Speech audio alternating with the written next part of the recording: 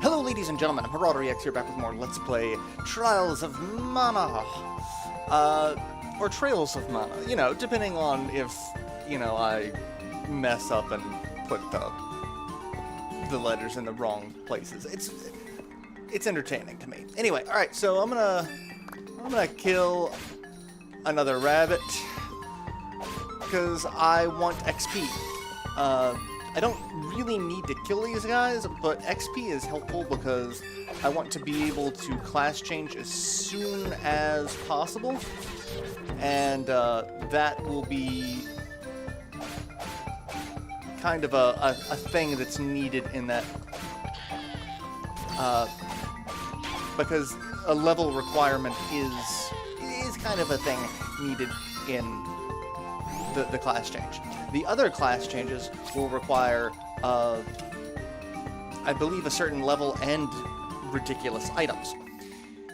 But there's a way to kind of figure out how the system works in this one that's a little bit easier than the original. The original was just completely RNG based,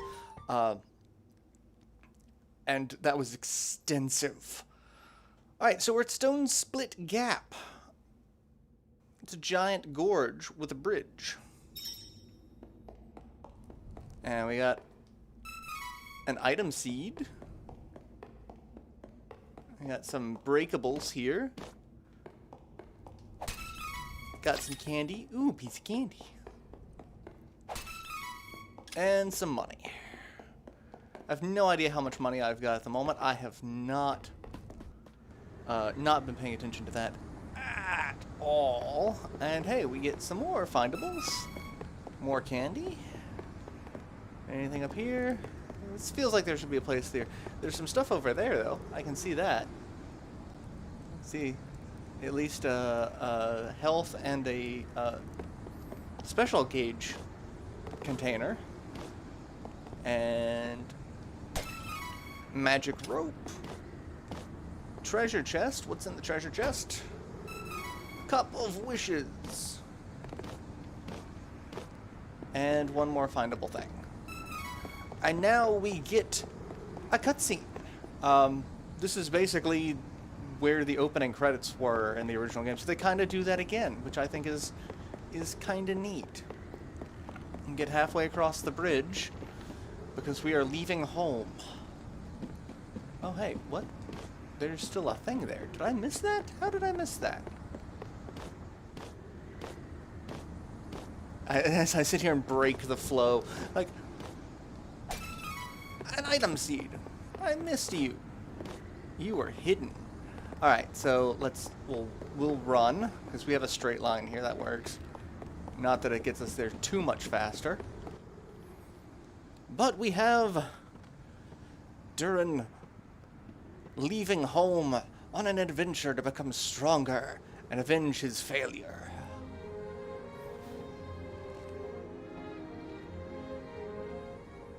Just you wait, Crimson Wizard. I ain't gonna stop till I'm more powerful. I'm more than powerful enough to take you down. And since I've turned the voices off, his lips are moving, but there's no sound coming out. I love how his sword also clips through his hair. Like, that's... Also, I noticed he and his sister both are redheads. I kind of wonder how strong their genetics are there.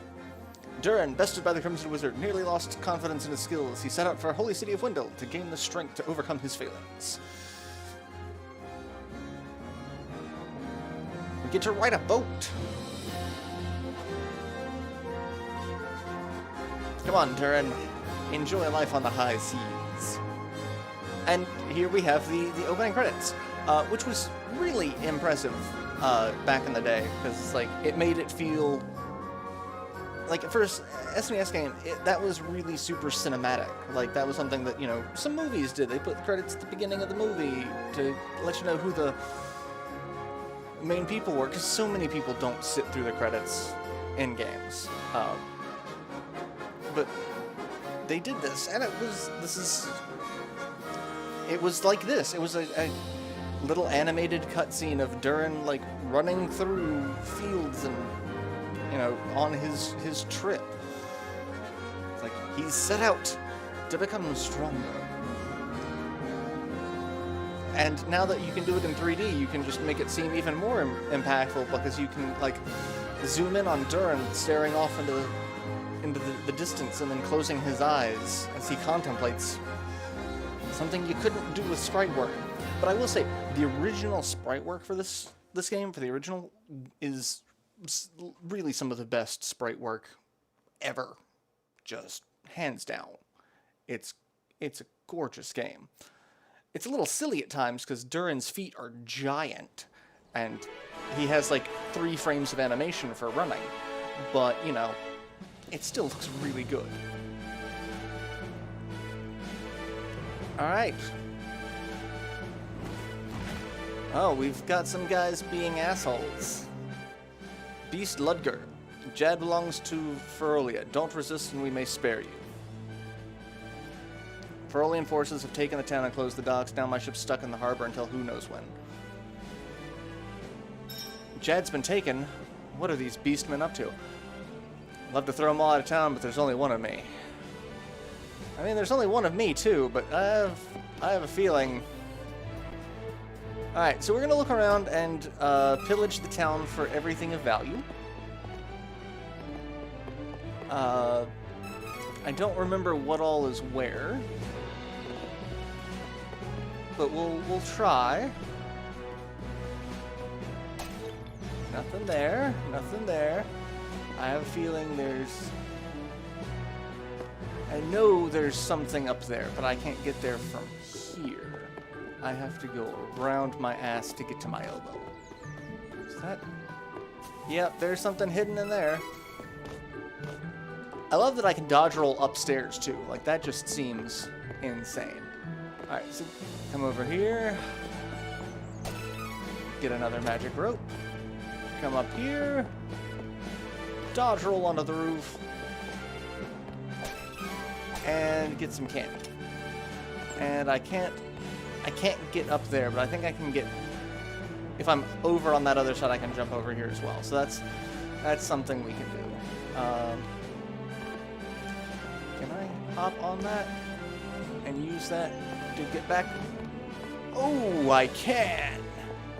My platforming skills. Not that it matters, because I still have to get over here. I was thinking there was something over here, but no. There's not. So, we'll go up and around. I remember there's at least one other treasure chest on the far side over there, but I think there's more in between here and there that I can get. So, hey. Hi. Pup. Did you just call me Pup? I don't quite know how I feel about that. Alright, there's something glowing over here, so we're gonna go get that. $6! 6 whole dollars. I know somewhere around here is a wishing well. I think it's down on the ground floor, which will have some money in it, because naturally we are going to be removing people of their valuables. Alright, it's on this side. There was some stuff. Not anything super important, but hey. And we can fall over here and get that. Get a piece of candy. And we can come over here. I was about to say, I don't remember there being anything there, but here's the wishing well. And it's got three little spots in it. No one notices, like, the guy in the fountain just taking the money, like, none of you are paying any attention to me? Okay. Okay. And that's the way to the docks. I was thinking there was one other treasure chest, but I guess not. Unless I'm... Oh, there's that. Which is $2. Yeah, I guess not. I guess I must have misremembered that. Alright, anyway, let's go to where we're supposed to go, which is up top. And just... Oh, hey, another thing that I missed. Did I not explore this level? I guess I didn't. No, I didn't. I did not explore this level. I went all the way down. So, I got more stuff to look at. But I mean, this is where we need to go anyway, so that's where we need to go. So I'll come over here and explore this section that I did not actually explore. You'd figure there'd be something here, but no. And candy. And is there anything back here? Yep. That's the thing. Anything that looks like a kind of like hidden cubby, there seems to be something in, like most times. Alright, let's go over. I think it's the inn that we need to go to. Is that it? Oh, it's the item shop. Oh, no, this is the bar. This is the bar. Aha. And hey, we get to see, this is where we get to see other characters. So that's Hawkeye. This town has caught up in a war it never wanted. It's the same story everywhere you go in the world these days, like my homeland. What on earth is going on? Even though he's not one of the characters we chose, he's still here, because this is where the paths start converging. Beastmen of Farola look like humans during the day, but at night they turn into animals. Don't leave the house after dark, you hear? Hey, if you're trying to leave the city, night is actually best. Once the Beastmen transform, they lose their better judgment. A whole lot of them get together and brawl amongst themselves until dawn. It's easier to sneak out of the city then. Okay, so now we have a plan. So, a trained swordsman knows when to pick his battles. Well, you know. And hey, it's Reeds. Pardon me, my younger brother is missing. I must find him as soon as possible. Have you perchance seen a lost little boy around here? No, I haven't. I see. Thank you anyway. If you say yes, if you do see a lost young boy, please tell him that his sister is searching for him. You get a slightly longer cutscene where she's like, she'll follow up with another question of where it's like, I didn't actually see him, I'm sorry. And she's like, oh, well, you were just saying that to you know, be comforting. But, you know, my brother's, he's a smart kid. He'll figure out, you know, how to be safe. And she thanks you for trying to make her feel better. It's like, that's nice. Alright, so come down here, and now we stay at the inn. Let's actually look and see gear and stats. Does that tell me where my money is? How much money I have? No. Oh, 170. So yeah, I don't really think I have enough money to do much anything. So I'm not going to do much anything. I do, however, have 5 item seeds to plant. Plant the item seeds. What all do we get?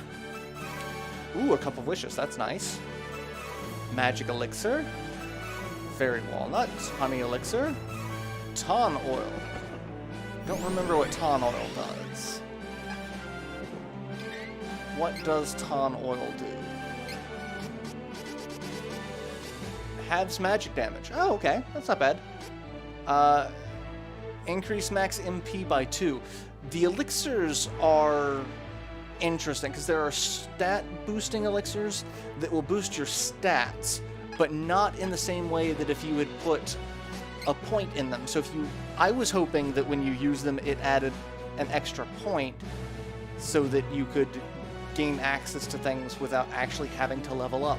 But it doesn't. It just puts it puts in the actual stat, not not the training stat.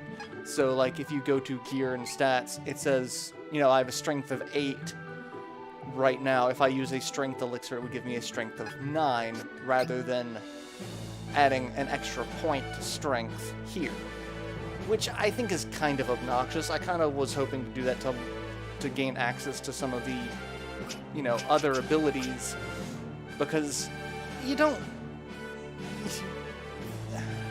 not going to be able to max out everything. Like, you're not going to be able to max out intelligence, spirit, luck, strength, and stamina. Like, you're going to have to pick maybe 2 of the 3 to max out, and then have a couple of incidental points and something else. You can respec.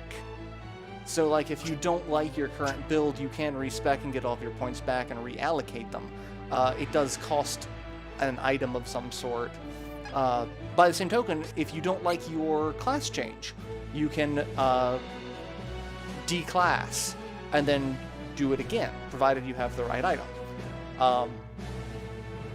So that's, you know, something that you can do. But the items for the stat gains don't work like that. And I'm going to save most of those until, you know, I get my full party and figure out where I'm going to want to throw my stats. Can't do business with these businessmen in town anyway, so hey, we get to stay at the inn for free, so thanks, dude. You would think he would try to make any money he can, given the fact that no one's coming to the city, but apparently not. So, yeah. And nighttime, all of the Beastmen turn into Beastmen. Which, Kevin is a Beastman, and so at night, he actually does this as well. He turns into a Beastman. So that's actually a neat thing. Not that we have Kevin in our party, but hey, everyone's just kind of hanging out now. It's like... And one thing you can do is, I actually should be doing this, is talking to more people. Because talking to certain people at certain times can get you chain abilities. Some of the chain abilities you get through just interacting with NPCs. You don't get them through level ups or anything. Some of them you get as, you know, rewards for certain things. But for the most part, like, I remember there's ones like you gotta talk to so-and-so at a certain time and you get a chain ability. It's like, oh, that's neat. Interesting. And we're in the Rabbite Forest.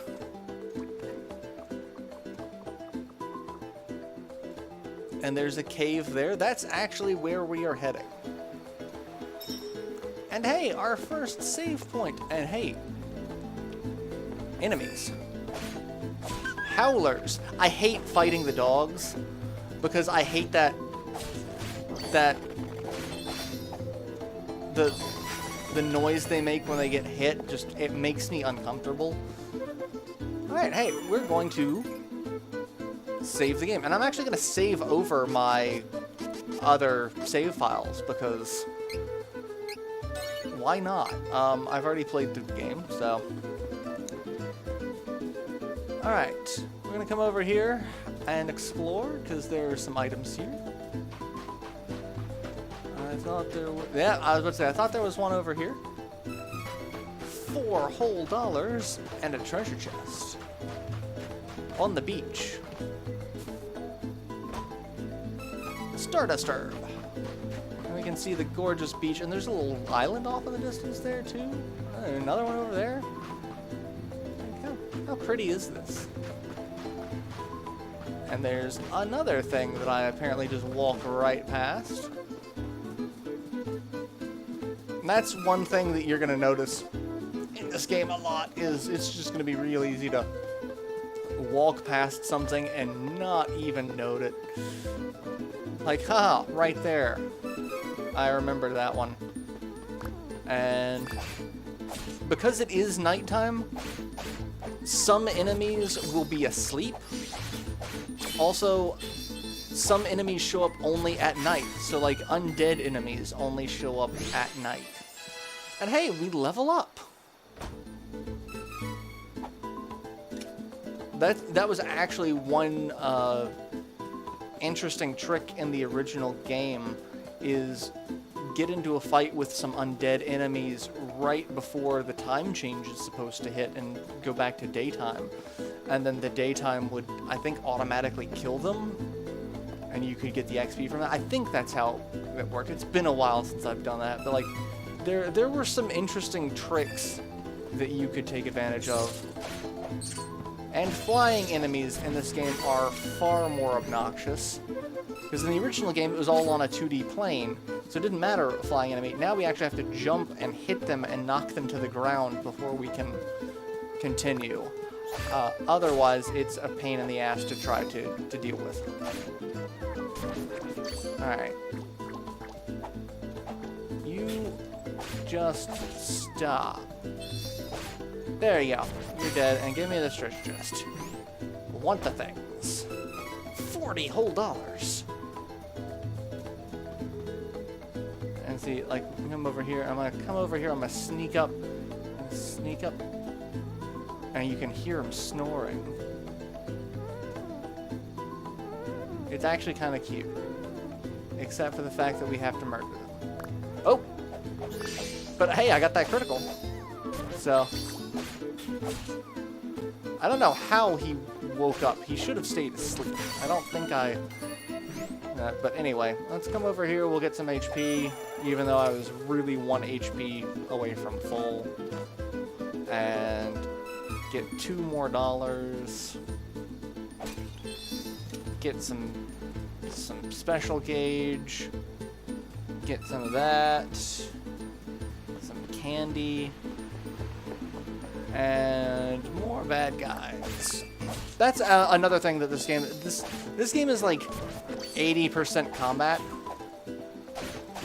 Because it is basically just a remake of the original game. The original game didn't have a lot of depth to it other than it was combat. Like, there weren't any crafting. There wasn't a lot other than, you know, exploring, fighting, and the story. Because, you know, that's kind of how games of that era work. And this is, you know, for all intents and purposes, a very faithful remake of that. So, like, there's not too much else to it. Like, we don't have... There are some side quests that we can do. Like, there's a new thing for finding a cactus all over the place around here that wasn't in the original game. But there's going to be a lot that is just... That was actually one of the big complaints, I guess, of this game when it came out, is there's like, oh, it's a faithful recreation of a Super Nintendo game. Downside is it's a faithful recreation of a Super Nintendo game. It doesn't have a lot of, like, all the extra side questy type stuff in, like, say, a Kingdom Hearts game, which you would think is a pretty close approximation to this style of game. It's missing a lot of that. But at the same time, it is a faithful recreation of that. Right, I don't remember which way I'm supposed to go. I think I'm supposed to go this way. Got a crit, and these are level 3 bad guys. And they're actually putting a little bit of hurt on me. They've done 10 points of damage. I think it's mostly the mushroom. But hey, I won. Defeated within 20 seconds and got 3% more XP. Okay, there's a bee and a rabbit.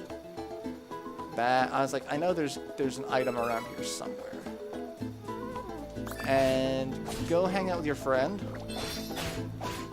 And yeah, I'm gonna brute force my way through you now. I'm kind of tired of... Oh, wait. Treasure. Another couple wishes. So yeah, like I said, a couple wishes are rather expensive, and I've gotten a bunch of them. One other carryover from the original game is you can only have 9 items of a particular type. So if we go into combat and we bring up the item wheel, like here, I have 17 candy. But if I go into battle and bring up the menu, it will be limited to 9. So I can't use all 17 because that was an original limitation of the game. I don't even think you could get more than 9 of each item in the original. Like, it wouldn't let you carry more. Could be wrong. I don't remember, but I do remember in Secret of Mana, you were limited to the number you could carry because that was your ring, and it's like couldn't have more than 9 candy. So it's like you use all 9 candy, you got to go to shop and get more. So it is one of those things that is, again, a carryover from the original game. But I never really had much of a problem with it, and even here, it's like, I've got 17 candy, so in combat, I can heal 9 times on my own. Which is one of the reasons why I'm like, you don't necessarily need a dedicated healer if you don't want to go with Charlotte, especially with not turning the voices off. But yeah, it's one of those, you can get by with healing. Oh, or in, like Durin's case, if you want to go his light path, he will gain a healing spell with that. And that's something I'll go over as we get more into it. Get closer to the first class change. So, oh, it is actually time for me to end here. I'm a little over my time. Especially since I said I was going to start making these a little bit longer. So yeah, I'll go ahead and end this episode here. This is actually where I'm supposed to go anyway. Actually, I think I'm supposed to come back here after doing something else. I think I'm supposed to go to that cave first, and I went the wrong direction. There's a statue here we can't do anything with. It says question mark. So yeah, actually, let's make our way back, because there is there's a save point. We'll go back to the save point and save it. That way I can also refill my HP. Oh god, the enemies are back. And we'll also escape in combat. If you come to the edge of combat like that, there's a little thing that'll be like, hey, if you keep running in that direction, it'll let you escape combat. So yeah, I'll go ahead and end this episode here, and I will see you all in the next installment. So till then, later everyone.